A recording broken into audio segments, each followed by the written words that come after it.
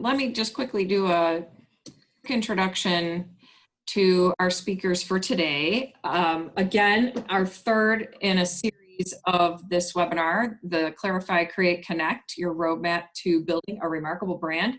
And thank you so much to Linda and Bill Kleist from Identity Creative, who have spearheaded this and have been giving us such great insight. Alex and I, right before everyone joined us, talked about how wonderful we have been inspired by this webinar series. And I'll just mention to everybody again that obviously they have been in business since 1993, specializing in creating and launching remarkable brands. And clearly we've experienced and seen this and just gotten a better understanding of all the different industries that they've worked with, anywhere from manufacturing to professional services and nonprofits. It's been really interesting to see the adaptability of how you've been able to help others with their brands. And then we welcome Teresa Renaud from Outsourced Sales Management Services. And I'm sorry, Teresa, I didn't mean to take a breath there. But anyway, so I will mention that Teresa has been providing sales success for over 25 years. Her career has mostly been in technology solution, but she's also believed in the disciplines and process that provides the winning advantage for great sales success. Clearly, I'm sure that with all your years of experience that you are able to help small business owners and those who are suffering from issues with their, the diseconomy and scale of making it hard to afford expert services. So we very much value your expertise in this. So I'm going to turn it over to Bill and Linda to start with a recap, and we'll let you kick it off. Thanks so much for joining us. Well, thank you, Jean. Really, again, for this opportunity. This has been a lot of fun, and it's really been very. We've learned a lot in this whole process, and we really do appreciate the time that everybody who has taken the time to spend, these last 3 weeks during your busy day. There's a ton going on, we know, and everybody's probably mostly webinared out, and that's understandable totally. So nonetheless, at the outset of this, we stated that our goal through these 3 webinars, clarify, create, and connect your roadmap to a remarkable brand, that we tangibly help other business owners. That is the goal. Our purpose at Identity Creative is to help connect people, business owners with their employees and prospects and clients. And it's in certain times like this where a clarified brand is really critical for staying the course. And during these last 2 sessions, we've covered a ton of information, and we have a lot more today. And as we've stated in the past, Identity Creative is a brand strategy and design development partner. And our process is threefold. First, to really help businesses clarify what makes them truly unique in their industry, which we covered in session 1, and we're going to harken back to today. Second, to help create a message in a brand identity system built around a logo that resonates with the client's prospects and their prospects and clients.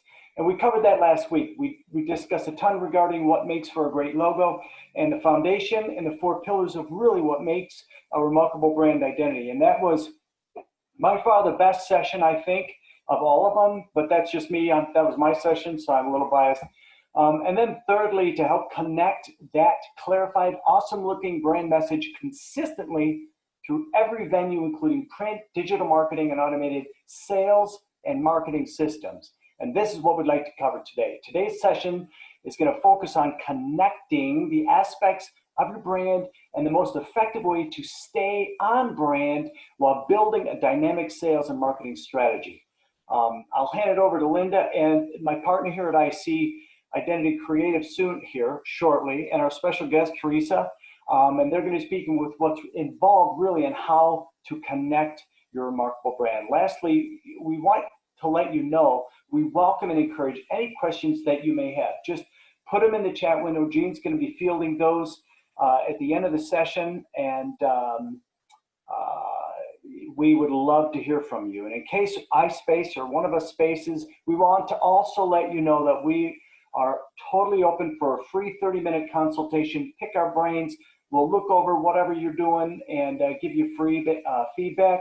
It's what it's all about. So I will hand it over to Linda and Teresa, and there you go, Linda. Well, Bill did a nice recap so far. I could just skip right through that. What we do want to make sure you know is that marketing and sales is a massive topic. And we're going to try and pack this next hour in as much as we can with useful things about building your brand strategy, your messaging, your marketing and sales, to give you a picture, a paradigm of how to view as a small business person your marketing and sales process. So we'll go another recap. Whoa, this is not, there we go.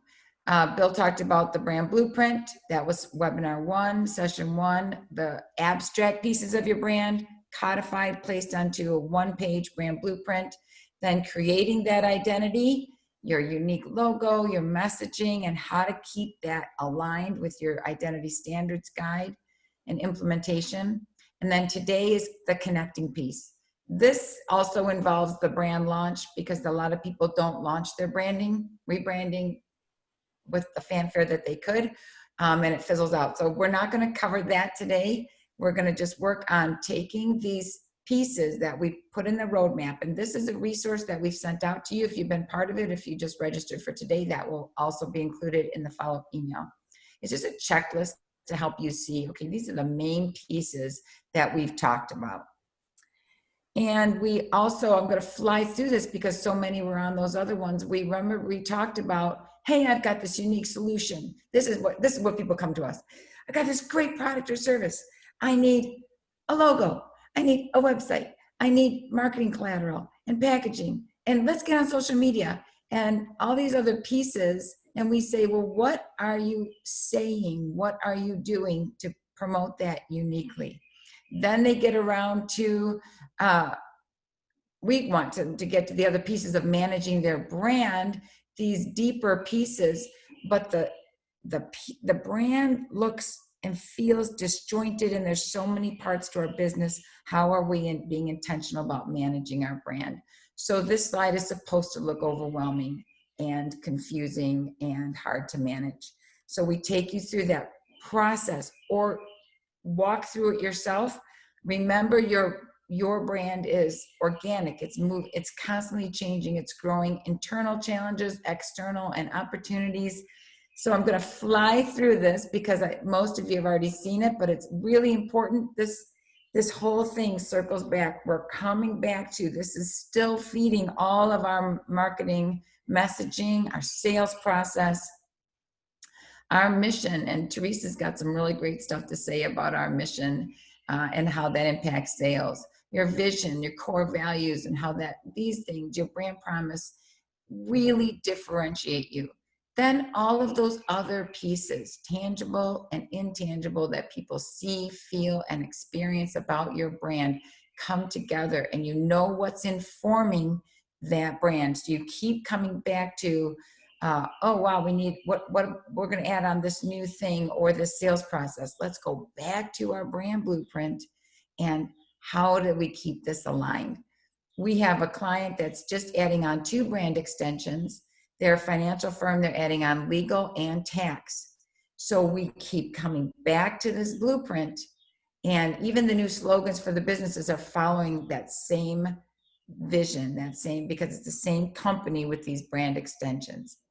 So today we're going to focus more on the messaging, that 16-second story, how to tie this in and give you some overview, some strategy pieces, and then get a little bit into the tactical about marketing and sales. So let's keep going. Oh, and we have to remind you, the 2 goals of branding: building trust. One of our heroes, Marty Newmeyer in the Brand Gap, said, trust is the ultimate shortcut to a buying decision and the bedrock of modern branding.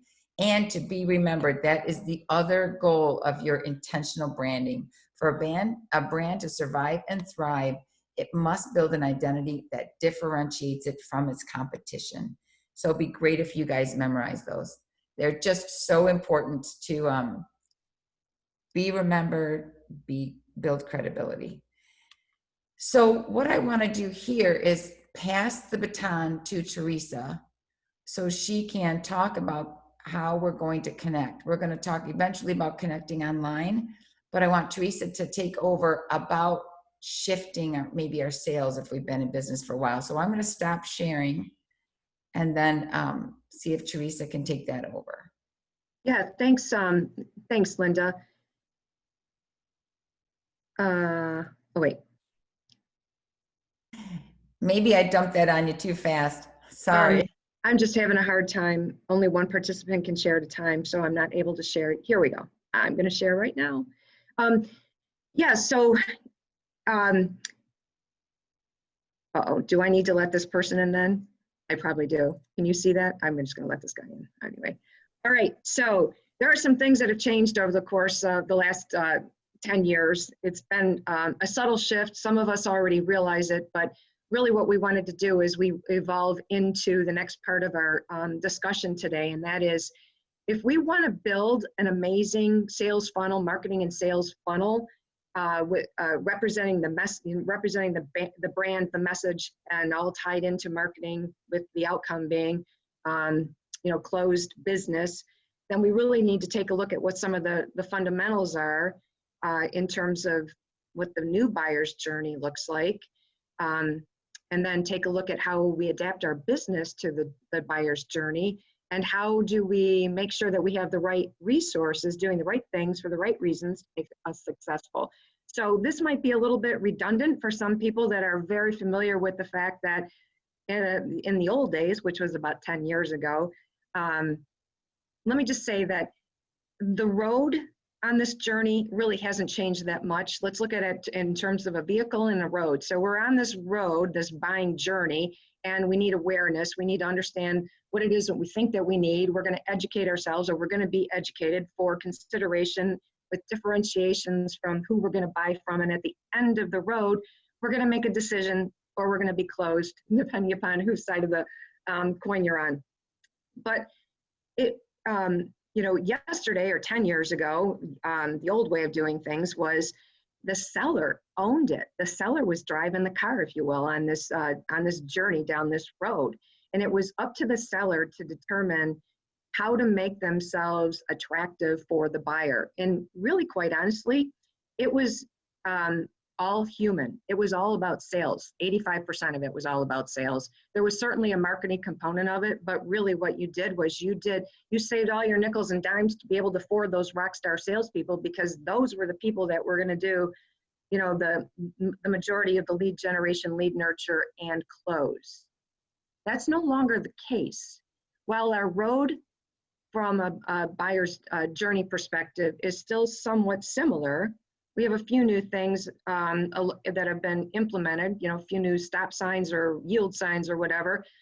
But now the car is being driven by the buyer, and it's being driven by the buyer on a 24/7 perspective.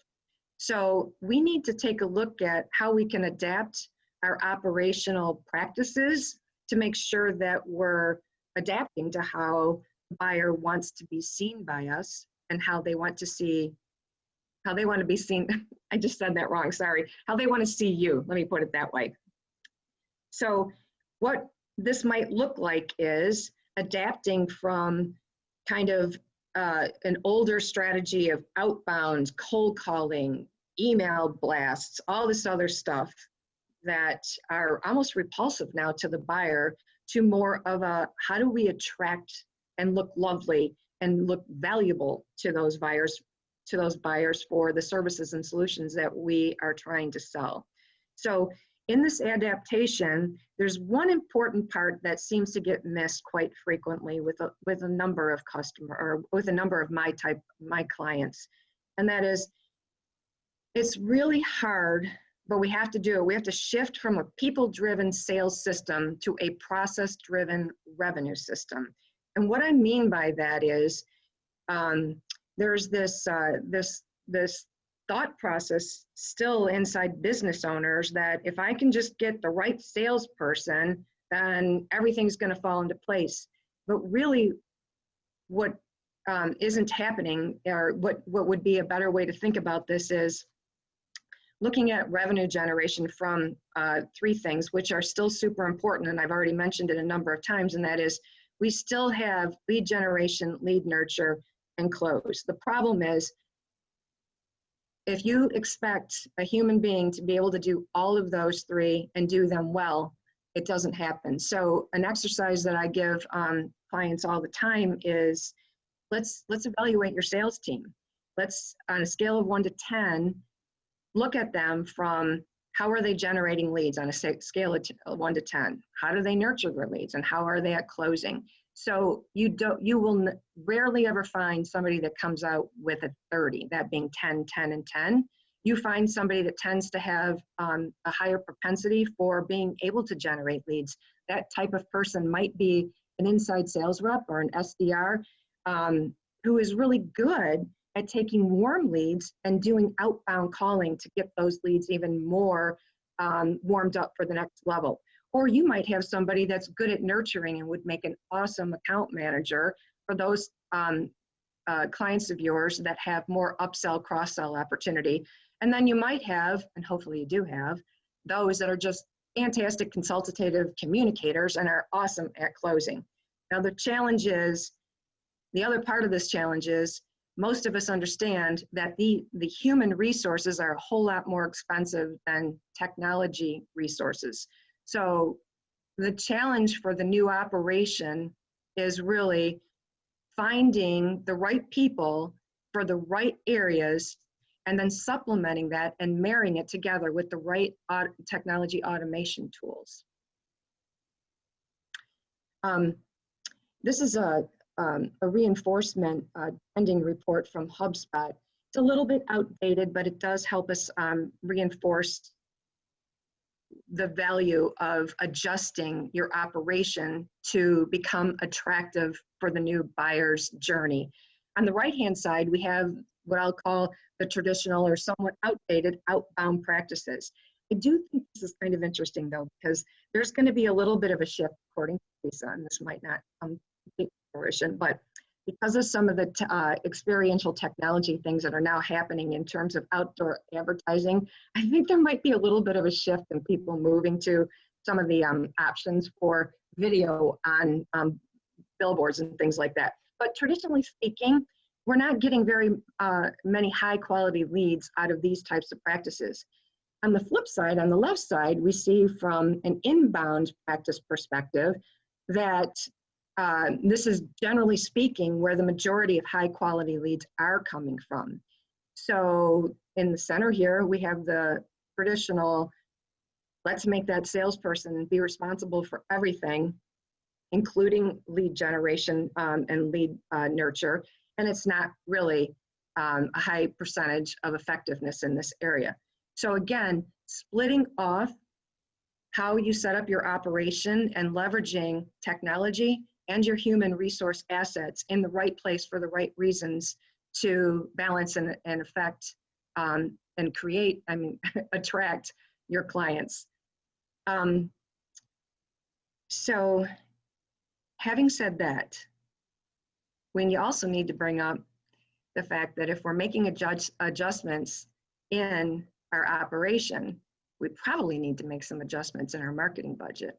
And I say that a little bit tongue in cheek because I'm hoping that everybody has a marketing budget, but I'm going to guess that there's some people out there that are doing a little of this and a little of that and hoping for the best. That's a Bobby Flay quote that I got. He's that chef. Anyway, so let's hope that you're not doing that and that you have some sort of budgeting, marketing budget. But if you do, I'm almost certain very few people are leveraging these two metrics to come up with a real good marketing budget. So when I say lifetime value of your client and client acquisition costs, we either get completely deer in the headlight look or like, oh my gosh, just rip my fingernails out now because I don't know how to do that. So the exciting news today is that I have a really simple spreadsheet. You can go to my website and download it for free on salesmanagementservice.com underneath the free stuff. Real simple spreadsheet. I'm going to take you through it right now. And at the end of this, you're going to have an idea of what recommended range you should use for marketing budget in terms of focusing on acquiring new leads and new clients. So let's take a look at this.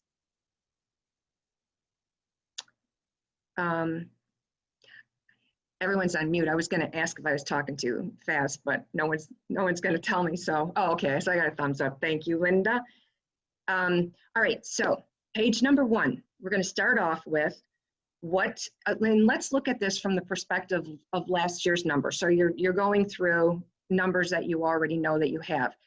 That's how we're going to look at it for today. Let me also say that if you're doing this, I would recommend doing this exercise 2 times a year so that you can use the different levers that are built into this to make adjustments in terms of managing and guiding your team for higher productivity and success. So right now, based on last year's numbers, for example, we'll say that for client profile number 1, you're at an average annual sale of $50,000. Let me also say that you may adjust this spreadsheet to include more customer profiles if you need to. So if you have different sections in your company, like customers, you have a customer service department in addition to 3 key product offerings, you may have 4 distinct customer profiles and want to look at your business that way. But for simplicity's sake today, we're just looking at 2. All right, so we have our average annual sale. We have our average, our average margin, sorry. I'm clicking on my clicker and it moves the slide forward here. So that gives us a contribution annual margin of $15,000 and $25,000. And if we multiply that by the average amount of time that they stay with us, then we have the lifetime margin value of our customer. So remember that. This number right here, we'll just use this one. Keep it simple, 150,000. Remember that number. So we're going to remember this yellow highlighted one too. So the percentage that you're able to close high quality leads, I put 75%. Now, if you are not able to close at a high quality lead at 75%, you have one of 2 issues. You either are not doing something right from a marketing lead gen perspective, or you got salespeople issues. And we need to, one or the other has to be addressed, because if you're not closing high quality leads, at least at a 75% or higher level, you're wasting money. That scares me. That ticks me off, actually. So you need to address that. Oh, and by the way, if you don't know what percentage you are closing your leads at, then you probably have another issue, and that is you're not using your CRM technology, because that's an important tool that will help you to understand what your closing amount should be, or is, I should say. Okay, so if we're closing at 75%, we're going with 150, so 75% of 150 is 112.5. And if you're able to close a general prospect into a high quality, or move a general prospect into a high quality lead 50% of the time, that brings that number to about 56,250. And I think this is about the right number as well. Bill and Linda might have some different opinions on that, but I think that's a pretty safe number. Okay, so the next 2 slides are going to take us through understanding the cost of acquiring your clients and how that plays back into the lifetime value, or how that plays into assessing what type of a budget you should create, or what the percentage budget you should create. So last year, you added 15 clients, or 25 respectively, for these 2 customer profile types. And then these costs are high level. Your company may have a philosophical best practice of going a lot more granular in terms of understanding what your costs are. And I would encourage you to duplicate that on this type of a sheet if you are already doing that. If you're not, don't scare yourself and just take some of these high level things and at least get this exercise done so that you start to have a better understanding of what these numbers and this metrics means. So we're looking at the cost of your sales force here. We added some networking in terms of what that means from a dollar perspective, cost dollar perspective. And we have, again, these are real high level, but generally speaking, you're going to have your Google expenses, your web expenses, pay-per-click, and SEO for visibility, advertising, and those types of things. So now we have a cost of a new client. And this number comes from all the cost divided by the number of clients that you added. So that's 36,493. Now, remember that I said to remember that $150,000 number, which was your lifetime margin number for your client? It's anticipated, or industry standards recommend that you spend between 10 and 25% of that margin number to acquire a new client. So in this particular case, we're at 36.4, which is just under 25%. So we're in the ballpark. The reason why that range is important, it does vary based on the sector that you're in. So if you're in more of a commodity sector, you might have to spend more to compete, to be more visible and do different things. So some of it is sector dependent, but the range is between 10 and 25%. Now the cost of a new quality lead, I think, is equally interesting because it helps you to understand how important it is to spend money to bring new clients in. I know we're not opening this up for questions at this point, but if anybody does have any additional questions, I'm always available to go through this and happy to do so. And again, you can pull this off of my website and start to play with the numbers yourself if you're interested.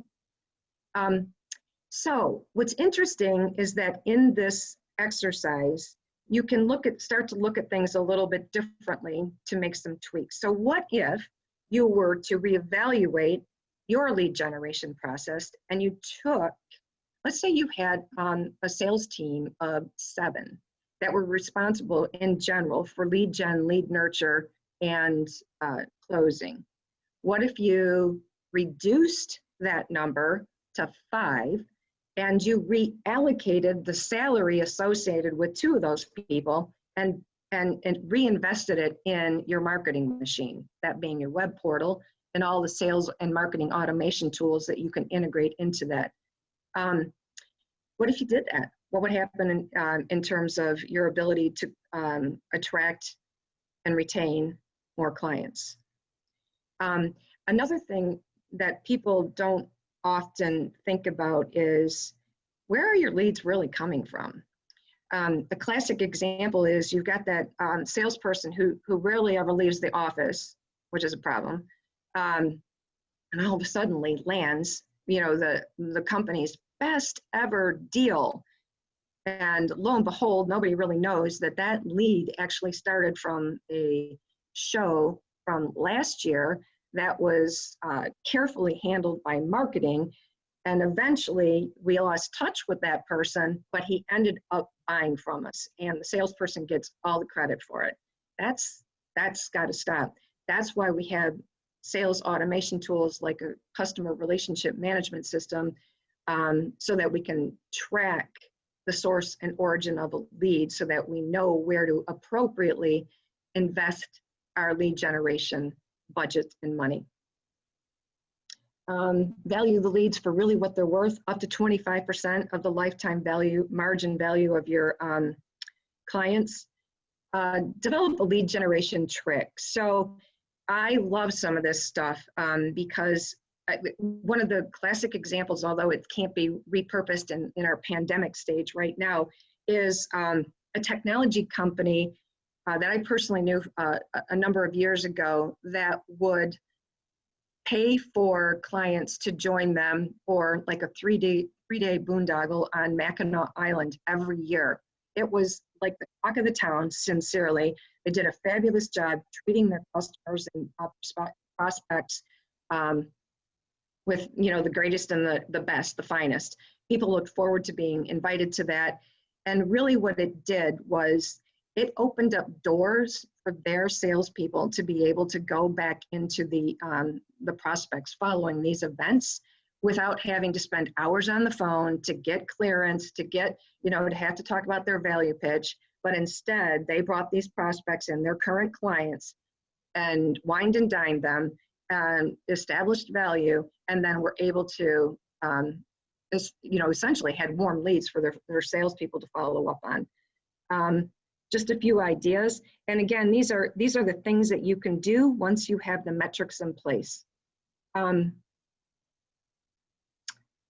So the final thing that I was going to share today, and Linda and Bill and I are so lock and step on this, and that is, what do we do?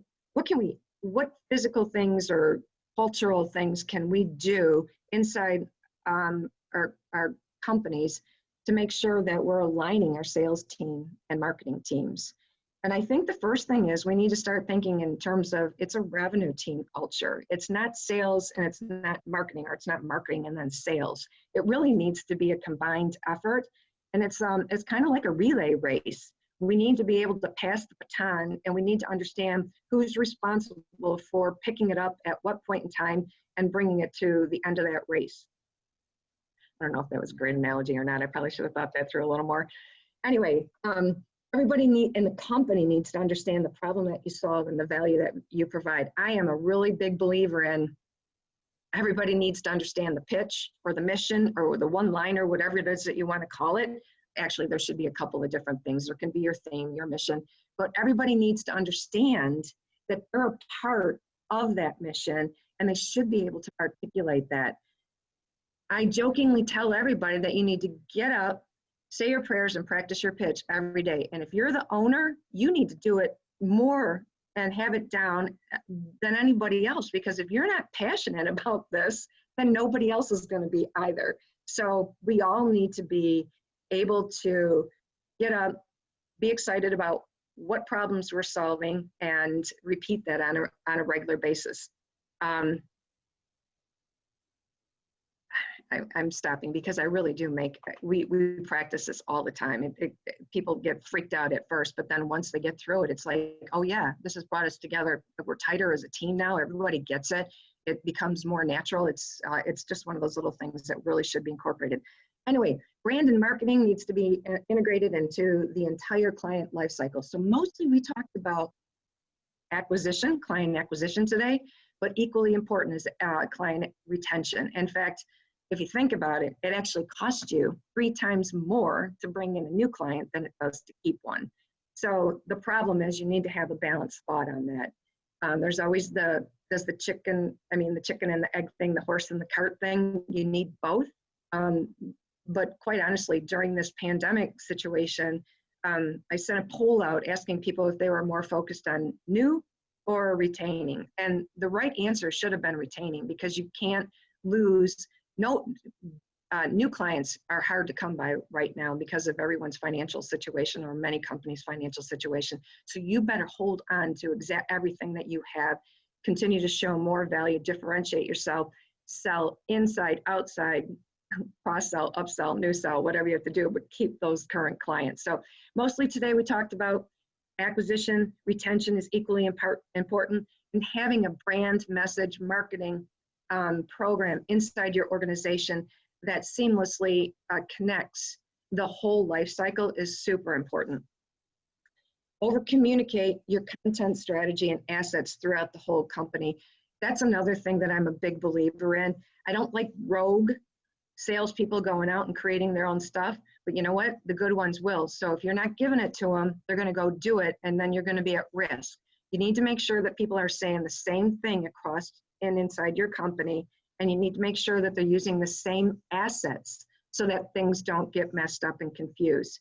And assets are really important. The saying about how content is king sometimes gets overused, and right now video content is king. I would say that that's the new buzzword.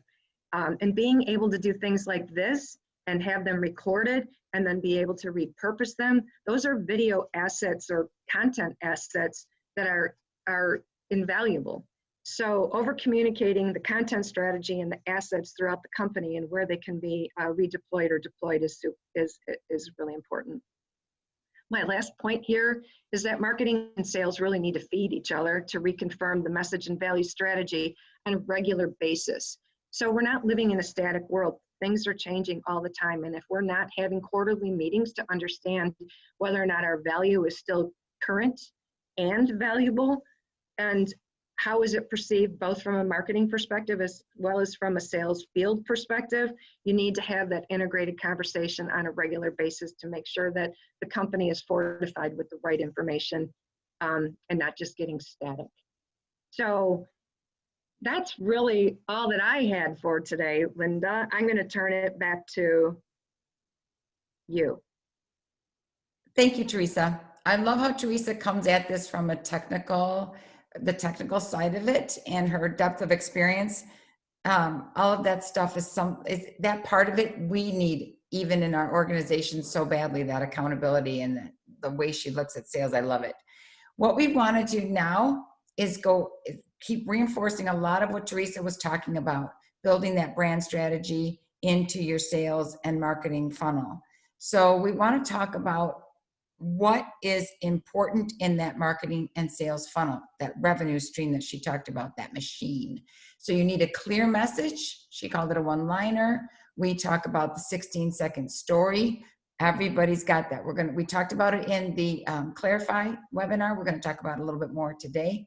Your website. Think of your website as your internet focal point. So many small businesses build their website, they set it and forget it. Your website, think of it as your office. It's how people come in and they meet you, they shake your hand. What do they see when they walk through that front door? Is the information old and staticky? That is where you want to drive everybody to, for a number of reasons, from the internet to your website. Lead generators, Teresa talked about that. We're going to hit on lead generator. Nurture campaigns, we're going to hit on those. And your sales process is integrated in a lot of this. So Teresa was heavier on the sales process, but we're going to just touch on that today. So let's connect. The 16-second story. This is your one-liner, and the reason we call it a story, so keep this in mind. When you say something like Janet needs some things, so she has to go to the store. Okay. Are you curious? No. But if I said, Janice is in a panic and has to get some things at the store. Psychologically, you're going, oh, why is she in a panic? What's happening? It creates a story loop in your mind that you need to finish. You want to answer more. So how much better to get up at a networking event and have that when you introduce yourself, hi, I'm Linda Kleist, and a lot of businesses are struggling and losing revenue with an old, outdated look. They're confusing people with their message. It's going to pick up with people who feel that pain. Oh, I feel that pain. That's me. So when you have that problem initially, and then you come up, the middle part is your unique solution. So remember when we went to the brand blueprint and we talked about your key differentiators, your tiebreaker, what sets you apart, your differentiating, that goes in the middle. And then your successful solution, your happy ending for that client. What's the end of the story for them? So businesses are losing revenue because they have an outdated look and an unclear message. What's my unique solution? I have a process that transforms them with a crystal clear, compelling message and an amazing look. Wow. And now here's the successful solution, their happy ending. Now they're connecting with their ideal clients, generating revenue and growing. So that is something that you can create, and we're going to walk through, give you some tools to how to create yours. I'll give you another example. This is one of our clients. And this, when we first went through this, and of course it's a financial advisor, so they had to be a little bit wordy and use words like help and things the compliance officer puts in there to not be promissory. But at first they looked at this and they were like, this is just a script. It's exactly right. It's a script. And they did a really great job of having everybody. So Teresa talked about everybody. This infuses into your culture. This is the problem that we solve.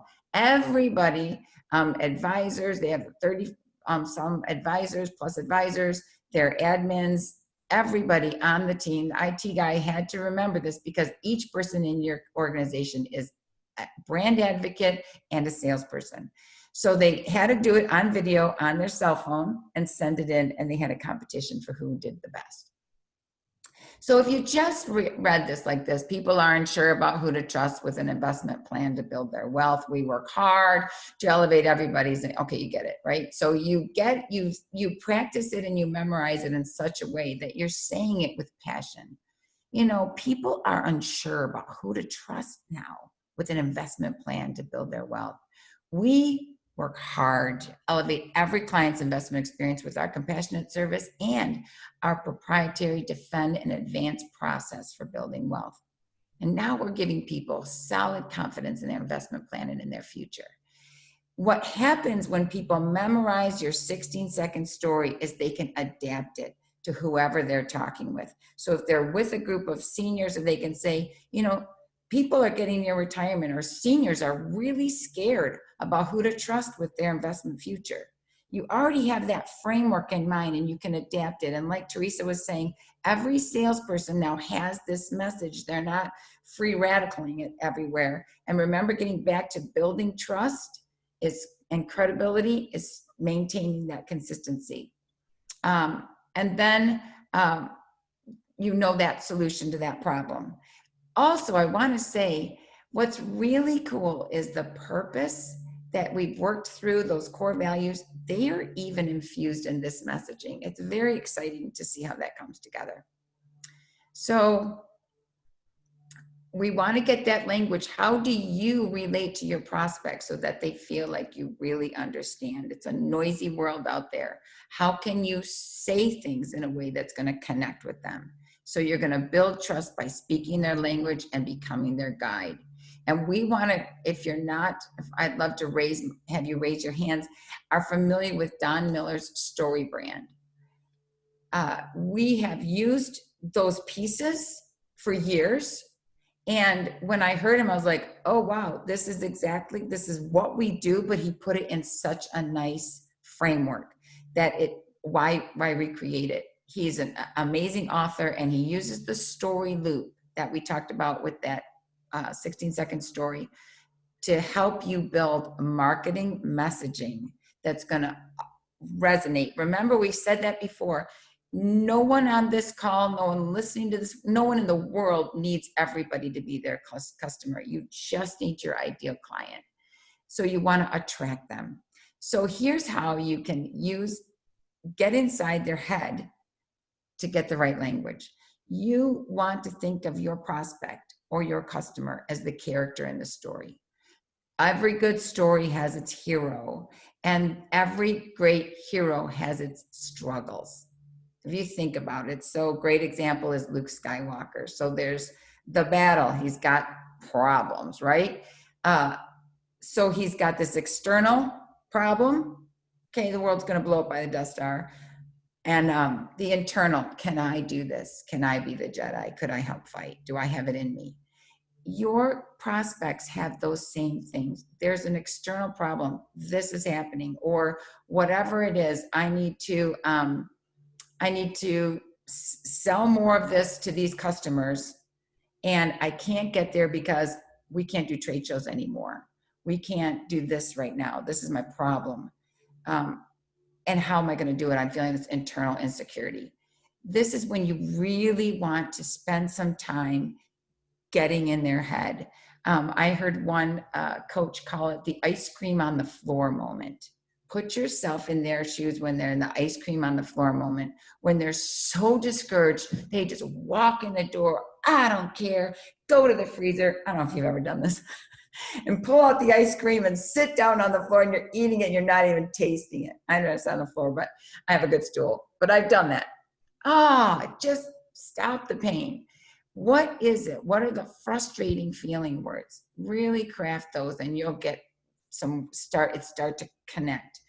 This is what's frustrating, because now you want to come and you want to be their guide.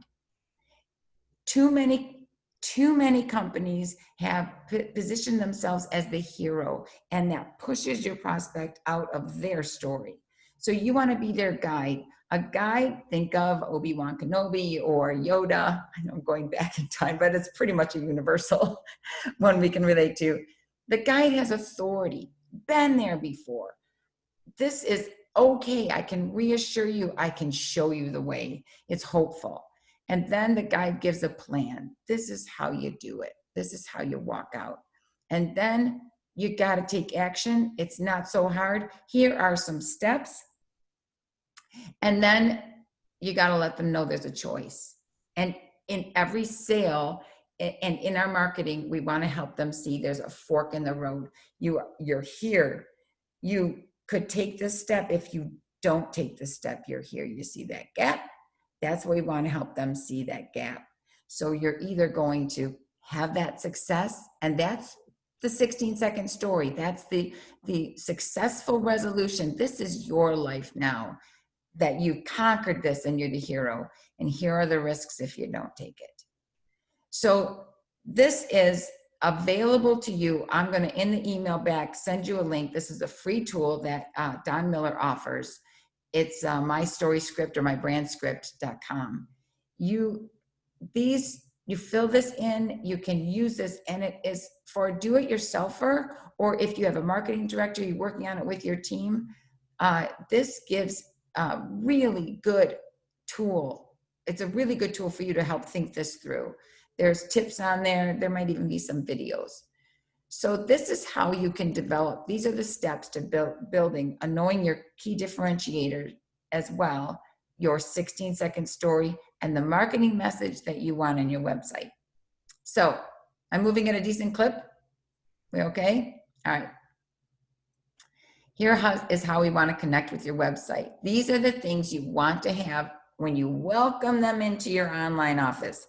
On your header, have your solution in a crystal clear message, not some frothy thing they can't understand. Let them know immediately what you do and the problem you solve. It can be cleverly stated, but you don't want to be so cute and clever that they don't know what you're doing right away. Who are you? Especially if they're on their phone and they're only seeing that. And then include these pieces. It's not critical what order, but the problem. And remember, we already identified it in their words. State that problem with those feeling words in their words. Not a ton of words. Remember, we're scanning websites. We're only reading when we click and further, but we're scanning. And the value, we've already come up with your unique solution. So put that out there. The risks, remember, we're going back to our story, our brand script and our blueprint. The risks if they don't buy from you. You want to remind people that. Remember, take them, not just look how much better your life is going to be, but look where it is right now if you don't. And then the proof, you're the guide. You have to validate. I'm Obi-Wan Kenobi, I've been here before. You have to validate that you know what you're talking about. That could be testimonials, numbers,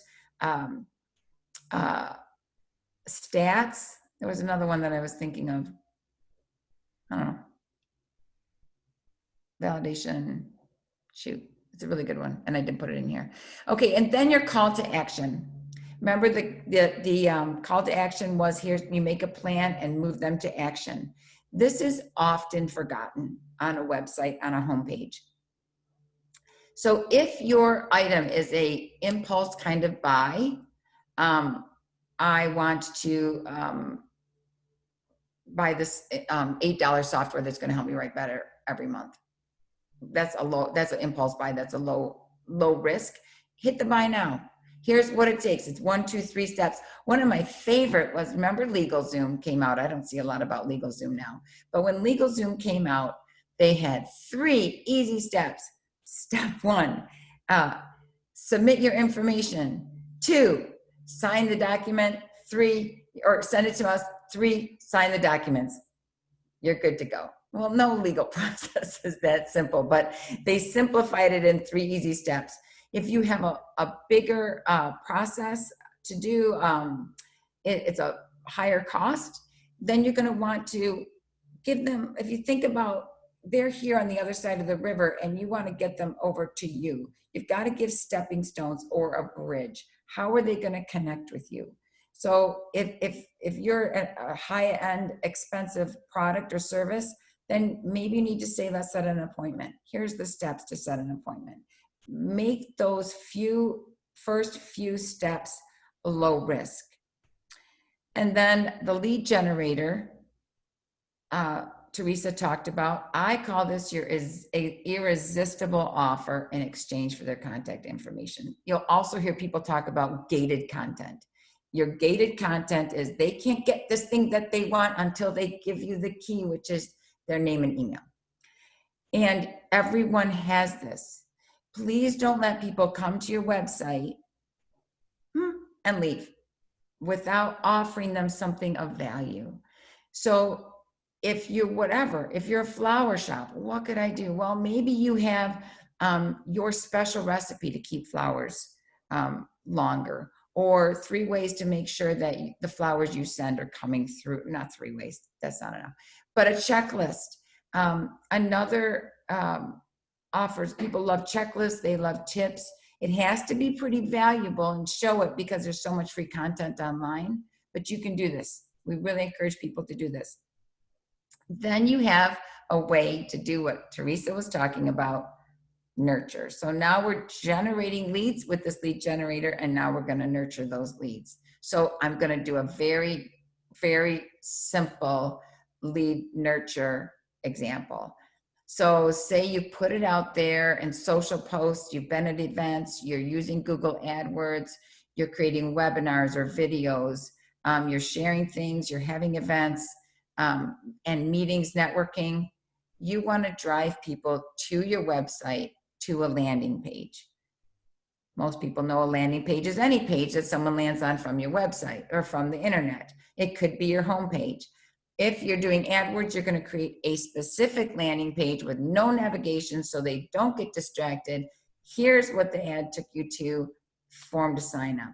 Or our irresistible offer, here's where you want it. And I have to say, I see websites you want to get our newsletter, just here's your email. Don't have your email. We'll get into that on the next slide. Get more. If they're going to be a qualified lead, and especially if you're a higher end product, don't give away your content just for an email. If they're serious shoppers, they'll give you their first name. They may give you their company email if they're really looking into it. I know I do. I'm looking to invest a lot in a software product that I'm going to be using for years and years. I'll give them my first name, last name, phone number, and email because I really am serious about shopping for them. So then they fill out the form, they immediately get that irresistible offer, the download, a thank you email, or maybe a thank you page pops up. And then email number 1, timed. So Teresa was talking about your automation system. There's no way, and we're all on the receiving end of automation, marketing automation, right? It's still usable. While email, well, we're going to adapt to something when no one's opening emails anymore, but for right now, people are still opening emails, especially if they're interested, they came to your site.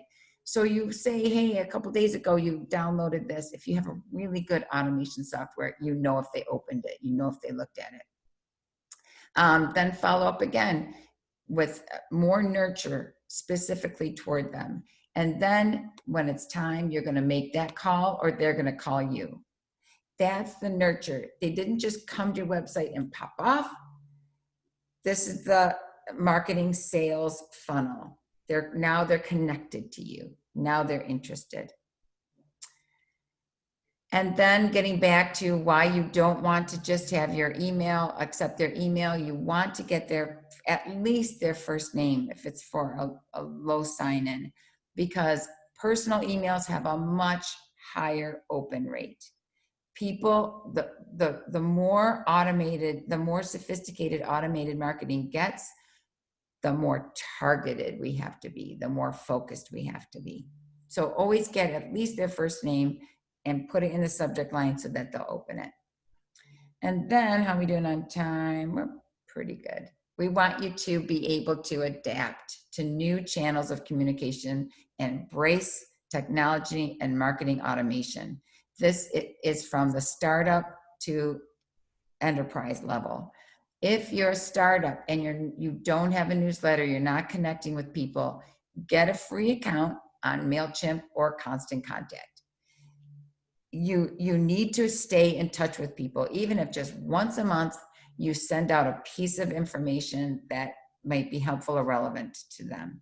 You need to stay in contact with them. It's getting trickier to not be filtered down into those unimportant emails, depending on people's software, but you can get smarter at it. But at least for those clients or those prospects who've checked in with you, you're connecting back. When you get to the place that companies like MailChimp and Constant Contact, and they're honing what they offer to. I think maybe both of them now, you can build a website there.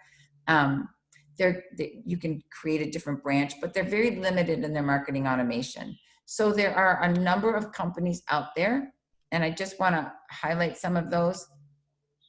HubSpot is the leader, and if you've not heard of Capterra.com, that's one. There's other company or other websites out there. Capterra.com has been a valuable resource to us when we're looking for new software, when we're looking for something, because it's a third-party review site. You get to see real reviews from people who've used the software.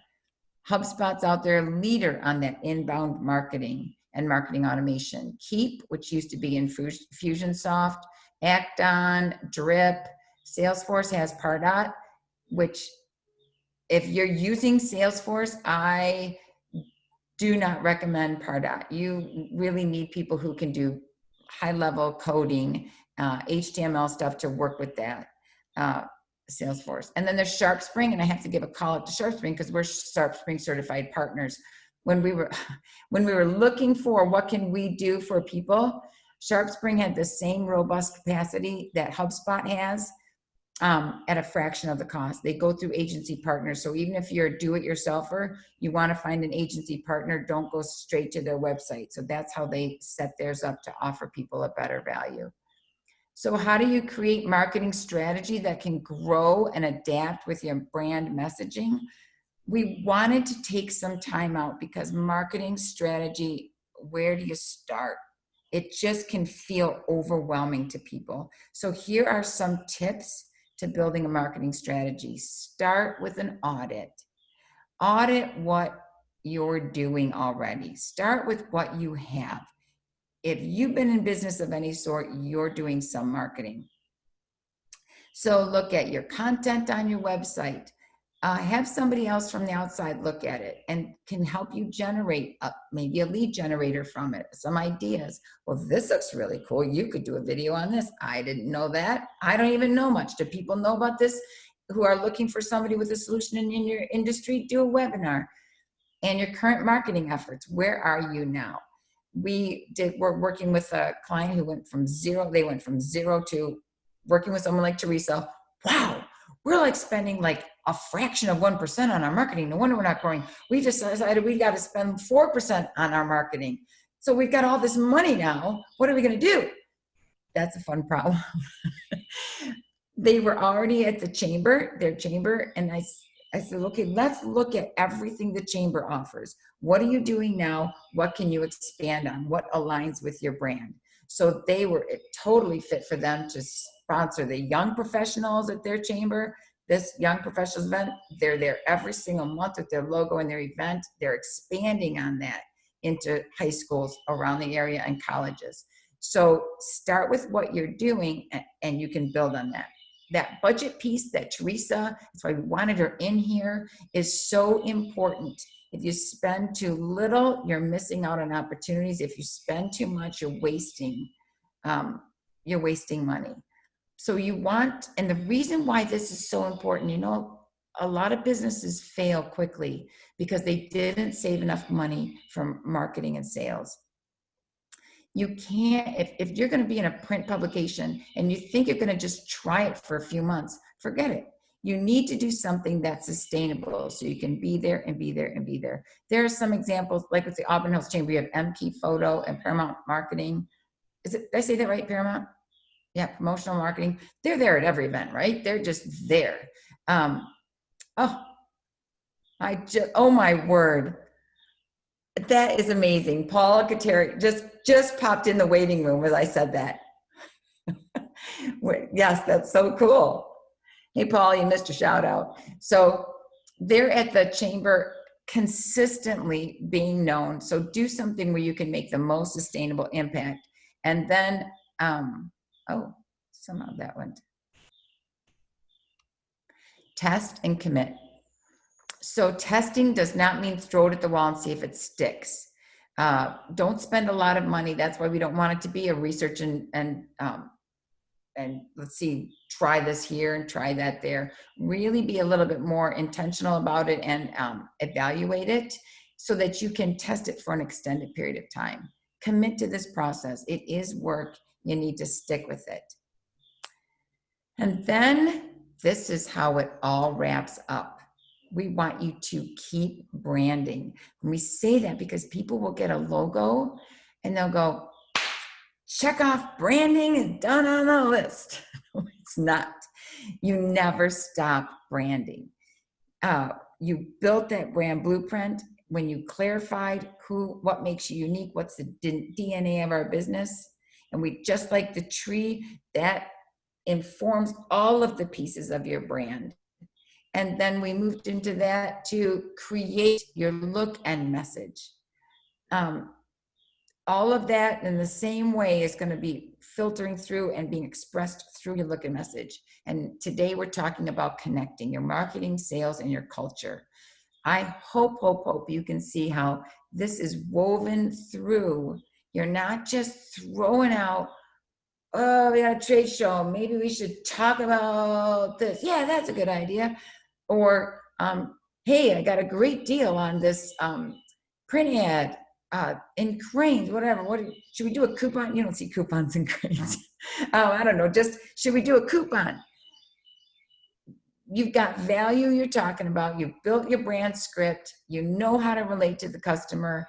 You're going to do the right thing in your marketing, sales. And like Teresa was talking about, I think the CEO, the leader of the organization, should be called the chief repeating officer. You're saying it over and over and over till ever you hear echoing back to you. Now, are you done? No, you're not done. You keep coming back. So the company that's adding the legal and the tax, we went back to the blueprint. We're creating a brand architecture back from that blueprint. The same with the messaging, new slogans, but how do they fit? You have a new event, keep coming back. We had a client that it was like 6 weeks after we finished the brand workshop. They had already had their logo. They were good with it. So we went in to do a branding workshop with them to get their brand blueprint. And 6 weeks it was done. They loved it, was super excited. The CEO was like, this is what we live and breathe with. We're so happy about it. So 6 weeks later, they were going to do a trade show. And they called them and go, we need a banner. And we're trying to figure out what to say. It's like, wait, you know what to say. We've already done this. Let's go back and training them how to go back to keep branding, keep being intentional about your brand. And that's really exciting because then that's how the revenue grows and grows and grows. So that's how it all wraps up. Thanks, Bill, for that little animated big dollar sign. Did that get everybody excited? None of the animations worked, but that's okay. They didn't? Oh. Not on my screen, maybe on yours, I don't know. Oh, that's too bad because I saw it. So we're tying it back to the brand blueprint, having it all on one page to keep you aligned and informed. Here's another example of a company that we've been working with since 2005. They went through the recession. Derry and Bobby called us and said, wait, before them, somebody asked me what our brand is about. I was so embarrassed. I didn't know what to say. So now after this, they've got this all over their warehouse and every call center. They're very proud. They spend a lot of time on their brand blueprint, and it feeds through all their marketing, their core values and their differentiators, or customer satisfaction, their vision to restore credibility to the industry, educating their customers, creating lasting value. Their brand promise is woven through their green carpet guarantee. And one of their differentiators is they're family owned. So that's how it pulls together your roadmap to a remarkable brand. We'll be sending this to you. And what did I do on time? A little bit further than I wanted. Here's where we can answer your specific questions. Thanks so much for listening.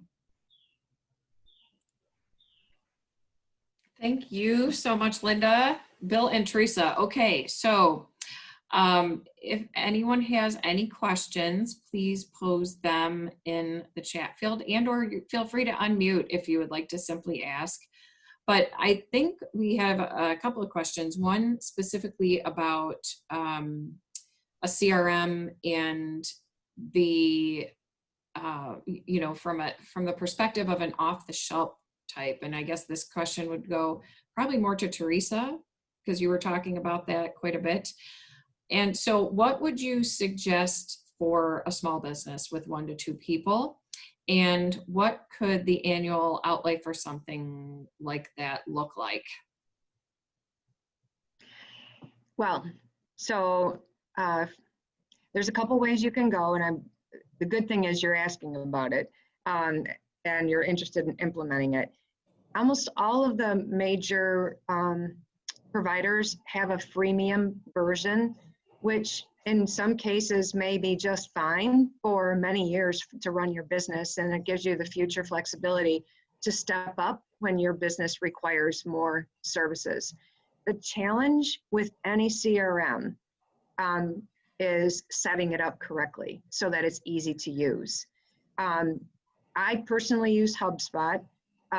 There are lots of HubSpot service providers out there that can help with that. There's also tons of videos out there. I'm not that familiar with SharpSpring. I know SharpSpring is an amazing marketing automation tool, so I'm assuming that on the CRM side, they also have a really good version. So I think we should pass the baton as that SharpSpring would probably also be a good option. And they probably have a freemium version, and then you have the experts with Bill and Linda being able to set it up for you as well. So I think Salesforce would be overkill. HubSpot's really good. It gives you the step up. SharpSpring would be good. There's a couple of other smaller ones that are out there. The key is set up and just use it. Pick one and use it. I think that's great feedback for sure. Garbage in, garbage out for sure when it comes to CRMs. Okay, well, Teresa, I'm going to ask you a second follow-up question as well. So you mentioned building a revenue team culture. So give us an example of what that would look like for a small company, and what might be some roles and or stages that you mentioned and how that would fit. So I love that question. And so small businesses suffer from a diseconomy of scale, making it hard for them to afford expert resources when you have a small team. So for any of you that know my background, over the last year, I've been promoting fractional service providers and helping spread the word on the value of incorporating fractional service providers as an extension of your team. So the first thing I would think about is, and I would consider Bill and Linda to almost be a fractional service provider in their domain expertise as marketers.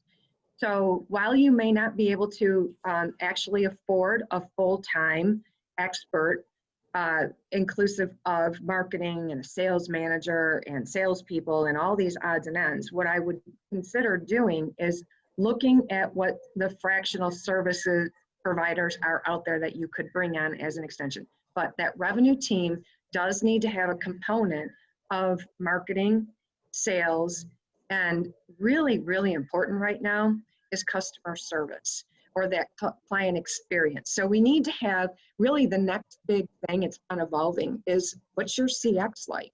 How, you know, from the beginning to the end, because if you're not differentiating yourself from a client experience perspective, all the great marketing in the world is not going to work as soon as that salesperson opens up their mouth in the wrong way and creates an ugly experience, right? So we need to have a focus around our value proposition, the problem and the pain that we're solving, and what kind of, and this is also alluded to in Linda's presentation on what is that, what are we trying to, what's the end result? Going back to the brand story too. What do we want you to feel like once you experience us? So you need to have that component of marketing, sales, and client experience. All good points. I agree with that completely. I really appreciated the feedback. It's such a good reminder when you talk about the existing clients versus seeking new clients and the difference of how much time and effort that takes. And it goes back to what you just said with each of those pieces. So I think that's such good tie-in. Okay. One And more point about that. We Yeah. often overlook the value of referrals from our existing clients. So built into, a marketing strategy might be in our annual review, hey, we accomplished all this together today, and we know you love us, we love you. Don't you have any family and friends that we can help out as well? I mean, we should make that a common practice to ask for referrals from our existing clients. yeah, I totally agree. And it's so easy to forget to do that. Just take that simple step. So I'm kind of jumping around here, but as far as, you were talking about Sharp Spring, and I don't know a lot about it at all. I'll mention that. But one of the things I was going to ask is, does it make sense for a small 2 to 5 person business to use an automated marketing and lead nurture system? And then for bigger businesses too, I think from the other side of it, who is the right person? Is it a group of the 3 different areas working all on that same scope, or is it maybe one person's responsibility to feed that out? What's your recommendations? Jean, that's an excellent question. And you really, before you dive into saying, hey, we're going to use marketing automation, there is no software, like you were just talking about with the CRM, there is no software in the world that does it for you. You have to think it through. If you're using marketing automation like HubSpot, it talks about the inbound marketing and the content generation. Content is king. Who's going to build that content? Who's going to create those email nurtures? Who's going to follow up? So we have a great system, sales marketing automation. So you get the leads in your inbox. Who's following up on those? Who's making sure that those get called right away? Do you have that bandwidth to do it? So there is the cost of the software itself, and then there's the cost of the manpower to make it happen. To really know, okay, these are the customers we're buying from. Maybe we're a manufacturing company, we sell custom integrations, repairs, and new equipment. You're probably at a place where you should be starting in marketing automation. You could be targeting those people who are looking for custom integration, targeting those people who are looking for repairs, and meet them, and then gently cross-sell them to other areas. So it really would depend on your bandwidth, your budget, to make that sustainable. And then your second, did that answer your first part about if you're, okay. So the second part is who's doing it, the sales marketing. And with every client we work with, we are really working to break the walls, the silos from sales and marketing and strategic planning. So we've been in sizable companies and we're meeting with the C-suite on rebranding. The marketing person's in here, and I'll say to the CEO, I hope this marketing person doesn't leave this room ever. Like, they're here for the strategy meetings too, because they're out there creating that stuff, or with the sales manager. So we started, a new sales manager started with a client of ours, and I said, I want to meet with that sales manager. I want to meet with the marketing director, us, who's helping manage the brand, and the sales manager. The sales manager needs to know and tell the marketing, these are the obstacles we're facing. These are the things that people are talking about, why they're not buying, or they're going to our competitors. So now the marketing can create content out there that says, hey, here's a chart, here's a comparison, here's an interactive graph or tool, a spreadsheet, so you can compare against other things. Oh, I didn't know you were having that problem. So when sales and marketing are talking and the strategy is there, when marketing's at the table in the C-suite, and they say, well, we should just, hey, that software that we just created for ourselves, we could just sell that. We could sell it to everybody in the world. We can make tons of money. And be like, and then the marketing person goes, oh, well, wait, that's our secret sauce. If we sell it to everybody, now that was our key differentiator that you guys just agreed about. You know what I'm saying? So you don't want to divide yourself. That's what you would be doing. And that it's old school. We were in one meeting, and it was really, there's so many, we could write a book about the woes of marketing directors. So the CEO walks past the room, and I said, walks past our meeting. I go, oh, can I ask you a question? And he goes, sure. And he answered my question. And then he goes, now we just trust all of our marketing to Susie. I was like, no, you don't want to do that. And then another one, marketing director I was talking to of a sizable company, you would recognize their name. She was so frustrated. She said, I was called into the CEO's office and he was livid because I would not let him get a different color pen other than our brand standards color. And I thought, is this why I'm here? For colored pens? Like, they're missing the mark. So we really want to get that paradigm shift out there to leaders and teams, that your marketing person is the one that's helping craft the message to connect with those, your character, your customer, your prospect. Well, and I totally get that. I've been in multiple situations too. And it's funny, I have a degree in marketing. And so listening to a lot of this, it's such a great refresher, but it also goes back to, you talk about branding versus marketing, right?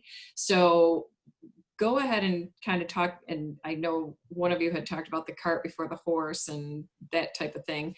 So when you say marketing or branding, I know that it's great to clarify that as far as which is branding marketing or is marketing branding? How is that? Just give us a quick differentiator if you can. Can I jump in a little? I mean, embellish, Linda, Teresa, whoever, or Julie. The idea of branding is that personality. For those who were in the earlier session, that presence that you carry when you come into a room. There's an impression somebody definitely has because they know you. They've become familiar with you. As a business, it's the way, how easy is it for somebody to purchase a product from you? How is the staff? How do you answer the phone? Are your collateral bags and whatnot, are they uniform? Are they consistent? Do they look professional? Is there a sense of that? Those impressions that take place inside that you don't even realize, that is that brand presence. The marketing is that vehicle through which, messaging, actually it's more the vehicle, I think, through which that brand presence comes. Kind of more the how and how you bring the what. You guys want to add to that? I think that's pretty good. I think branding never stops, and it starts from the top down. Who are we? What do we do? Why are we different? What's the value of working with us? What's the unique problem we solve, and why are we your happy ever after? So that's your brand, and it touches everything. It should be in marketing. It's really sad when people think branding is just marketing. It's not. It's just like, Alex is everything. Alex is the face, the hair, the clothes he chooses to wear, the car he drives, the way he built something on the website. The Alex is all of that. So if you say, now Alex attends a networking event and he talks, was that Alex brand? Was Alex just branding in that tiny slice? No, the whole Alex was there at that networking event. So it is really a good question, and it really is a challenge. It should be on a company's profit loss. There should be 3 lines: marketing, sales, branding. What are we spending on making sure that our brand is consistent? You don't want the marketing to dictate or define the branding. That's the caution. People, like Linda's first diagram, you had all those components up in the air without any foundation or root system or logic or order to it. That where, the marketing, what happens is it's from one tactic to the next, and things just kind of evolve in that. And before you realize, it's like, what the heck are we doing? And that's where that brand blueprint, that center where you can have all that important information there right in your face. So you can keep coming back center. Lena mentioned that client, they were doing the trade show and they called us in. It's like, we got to figure out what we're going to say. And it was like, well, you've already said it. It's already here. Let's look back at that. Like, wow, yeah, that makes a lot more sense. So anyway, to add to that, it's 2:53. I know, but I do want to give Teresa a chance to kind of shift that whole branding discussion, because you just talked about the trade show, and the interesting thing is the trade show is all about your brand, and even if you do it through video or through indirect mail or any of those avenues, the hugest part of that is drawing back in that sales part. So Teresa, do you want to touch a little bit about how the brand message gets shared with your sales team and then how they are supposed to utilize that information? Yeah, so that's a great question, and I believe that is that's a key differentiator for any successful company. They get that. They get the value of their brand and how that does need to be consistently articulated throughout the entire organization. So how do you make that happen? Well, it starts at the top, as Linda said. What did she call it? The chief repeating officer. And I'm just going to say that they need to get up, say their prayers, and repeat their pitch every day. Because if you're not doing that, well, that's your pitch, but it's an extension of your DNA. And I guess I look at your brand as your DNA. You can change your brand on the continuum, and I guess you can't change your DNA. But so I better come up with a different one. But I do like, Linda, I like the line item thing. I don't know how many times it really shows up, but I think if you start saying that, maybe we could change the world, right? On all the P&L reports now, there needs to be a line item for branding, because it is important.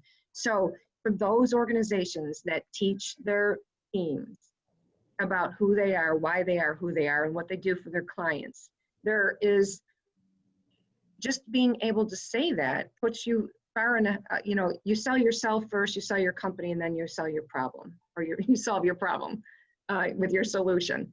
So it kind of goes hand in glove. And unfortunately, a lot of companies don't take the time to help their teams understand what it is what that brand is all about. I'm going to give an example. How many of you have ever heard of Michigan.com? Or know what Michigan.com does? It was probably 3 years ago. I was at this event. I was through an Inforum event, and it was at Michigan.com. And I was intrigued at what they did. And I talked to one of the sales reps there, sales. And I said, what is Michigan.com? And she fumbled and stumbled and, well, the Detroit News, the Detroit Free Press, blah, blah, blah, so created some kind of online thing, so blah, blah, blah, blah, blah, blah, blah, vague, didn't really know how to express it to me. I go, wait, so this is the new way that Detroit News and Free Press and Gannett Outdoor, I might be sabotaging this because she didn't make it very clear, is communicating sales, and this is the way that they're moving from classified ads. Oh yeah, we want to really become the place for, cars and to be sold. And I go, did they give you language? Did they give you words to use? She goes, no, we're all just kind of making it up as we go. It's like, oh. As opposed to Alan Mullally, who comes into Ford and says, bam, this is what we're doing. Bam, this is what we're doing. And says it over and over and over. Put it on the back of business cards, gives it to everybody. That is the chief repeating officer infusing that messaging throughout the organization. That makes it powerful. Well, that is a great way to give you all a minute to each take a chance to wrap up the end of our webinar here today. So I'm not sure who wants to go first, so I'm going to turn it back over to you. I see Linda, you and Teresa both have yours muted, so however you want to start. Linda, you go first. I just want to say thank you. And we're going to follow up with resources for you. Stay in tune, stay in touch for when we add more valuable information that you can get to help you keep branding, building a remarkable brand. And I'm so thankful to the Chamber for going through all the trouble. You guys do an amazing job. In any event, it is always stellar, organized, professional. I just am thrilled. We've been members of a lot of chambers. We love the Auburn Hills Chamber. So thank you, Jean and Alex, and thanks Teresa for working with us, Julie for being part of this series. It was really a lot of fun. Yeah. And I'll say thank you also. Sorry, Bill, I stepped in real quick. I was just gonna say I wasn't sure if there was a formal way that you guys were saying goodbye or not, but thank you all for the opportunity to share a little bit of information. If anybody needs any clarity or wants help with the spreadsheet, feel free to give me a call. Thank you. Good stuff. You guys really appreciate it. Julie, Teresa, it was great being part. And Gene and Alex, you guys are amazing hosts, and yeah, this went way better than we, expected. And Sonia, Paul, and others who were part, it was awesome seeing your faces again and names on the screen again. And I mean, it was a lot of fun. Thank you very much for hosting us. Well, thank you all for the resources and the tools and the exceptional information. I think that we are going to definitely be readdressing this topic again, either in the coming months or next year sometime, because clearly this is something that obviously you, just like you said, Linda, don't put on the back burner and just say, whew, we're done. Okay. Because it's something that everybody needs to look at. So thank you all so much for joining us, and have a great day.